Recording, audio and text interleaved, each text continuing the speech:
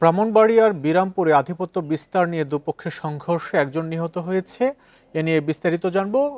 যোগ দিচ্ছেন সহকর্মী জাবেদ রহিম। জাবেদ, আমরা তো ব্রাহ্মণবাড়িয়াতে বিভিন্ন সময় দেখে থাকি তুচ্ছ ঘটনাকে কেন্দ্র করে দুপক্ষের সংঘর্ষ হয়। আজকে মূলত কি ঘটনায় এই সংঘর্ষ, এবং একজন নিহতের খবর পাচ্ছি, হতাহত আর কতজন আছে? আপনি জানেন যে ব্রাহ্মণবাড়িয়ায় আসলে এটিও একটি তুচ্ছ ঘটনা এখন পর্যন্ত মনে হচ্ছে।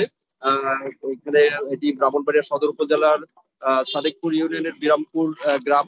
এই গ্রামে সাবেক চেয়ারম্যান হারুন রশিদ এবং ছাত্র মিয়ার মধ্যে দীর্ঘদিন ধরে বিরোধ চলছে। সেই বিরোধ থেকেই আজকে এই সংঘর্ষের সূত্রপাত হয়েছে বলে আমাকে স্থানীয়রা জানিয়েছেন।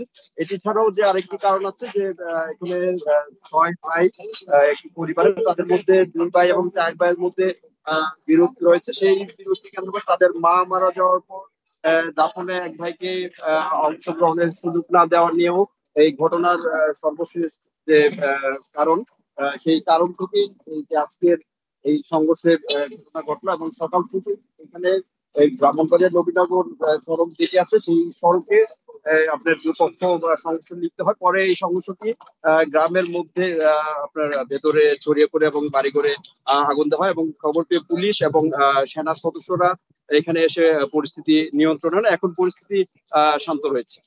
বাড়িয়ায় দুই গ্রুপের সংঘর্ষে একজন নিহত হয়েছে, সেই খবর জানাচ্ছিলেন সহকর্মী জাবেদ রহিম।